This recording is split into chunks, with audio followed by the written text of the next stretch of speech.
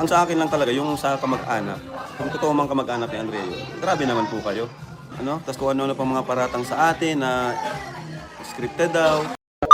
Actually, kagabi pa natin gusto mag-live, ano? Kasi gawa ng yung nga pong, mapunta na sila. Actually guys, kagabi pa natin gustong mag-live kasi actually nung mga nakaraan pa, simula nung lumabas yung issue nga patungkol dun sa pag-vlog namin kay Andrea, ano? Ayan, kasi kung napanood niyo po yung pag-vlog namin kay Andrea, talagang talagang medyo ano yun, di ba? Medyo mabigat talaga, no?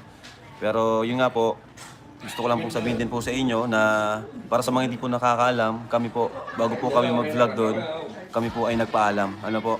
Nagpaalam po kami sa nanay, ano? Hindi po yung basta-basta kami pumunta na lang, basta-basta na lang nag-vlog. Hindi naman po kami pupunta doon kung ayaw magpa-vlog or kung hindi nila gusto, ano? Yung iba po kasi, basta-basta na lang po makakomment, na basta-basta na lang po makapost, di naman po alam itong nangyari.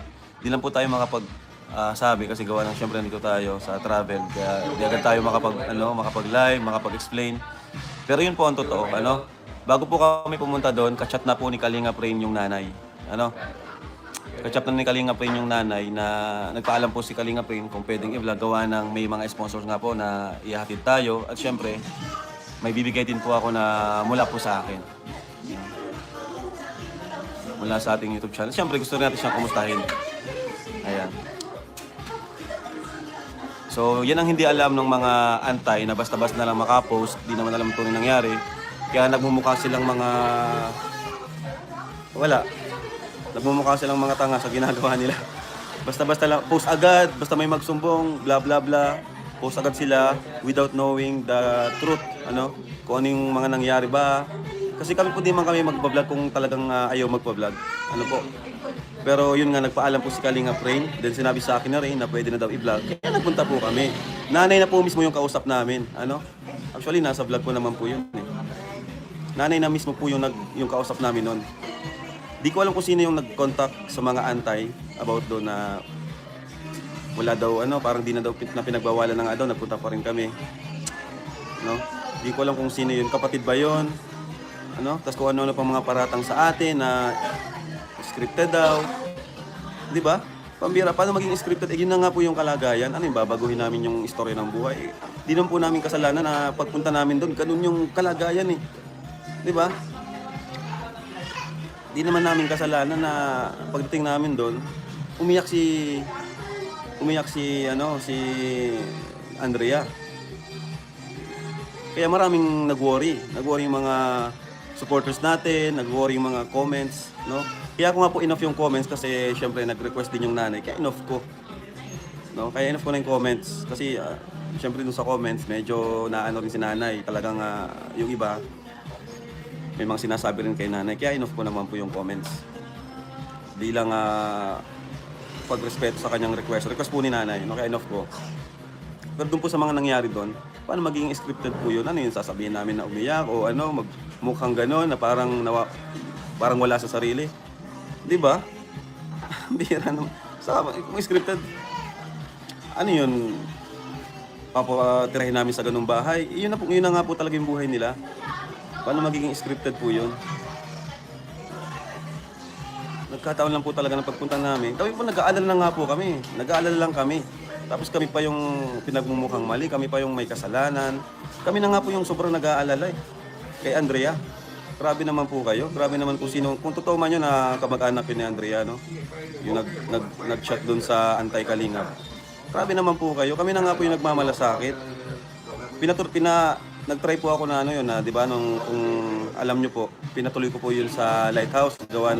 Pinatira ko yun sa Lighthouse, no? Kasi mag-aaral na siya.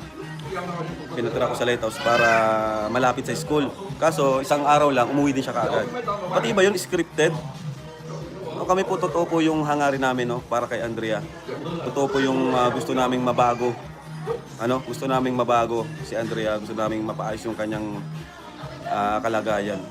Tapos yun pa yung sasabihin nyo sa amin na Kami pa yung ano, bihira. Kami na nga po yung nagmamalasakit na mapaayos yung kalagayan niya.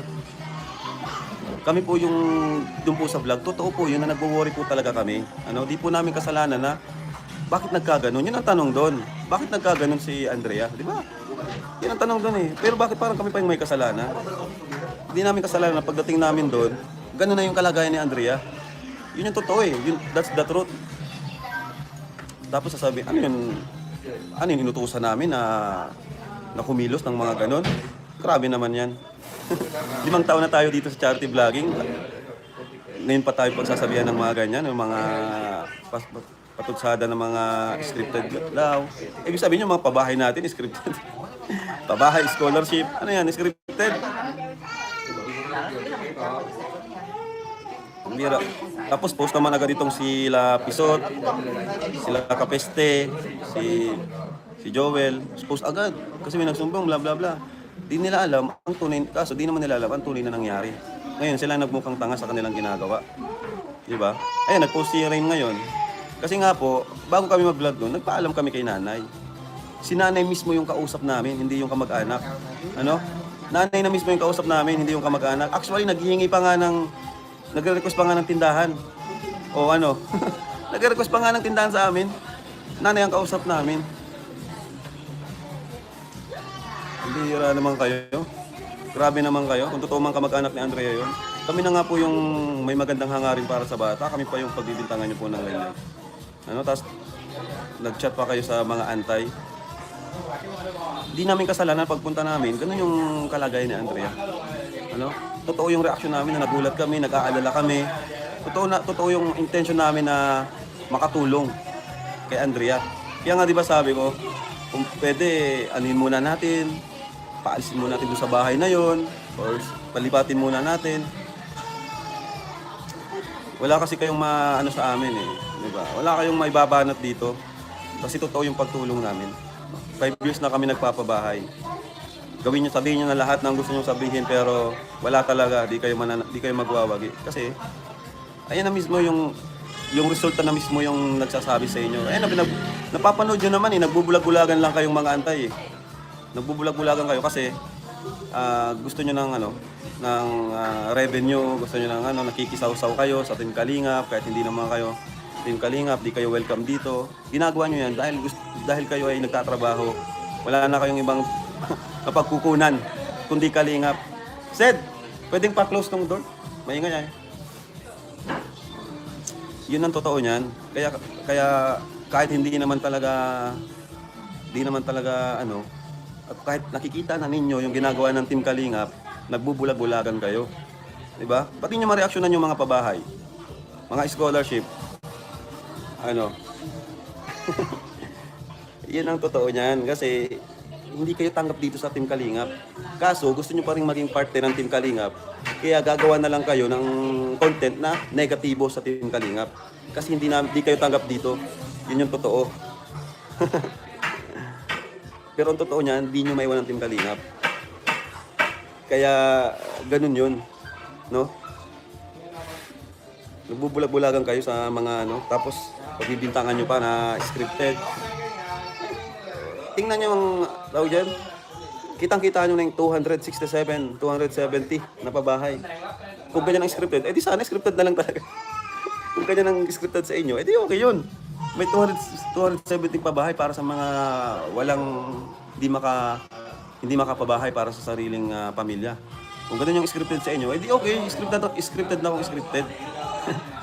Kung ang resulta ay pabahay naman. Kaso hindi, walang scripted dito. No? Pagbibintangan nyo kami na scripted yung kay Andrea. Paano maging scripted yun? Ano yun? Andrea, mag-acting ka na ganyan ka, na parang nawawala sa sarili. Mag-acting, mag-umiyak ka. Hindi namin gagawin yun. Hindi namin gagawin yun. Matagal na kami dito sa charity. Ngayon pa ba? Ngayon pa ba?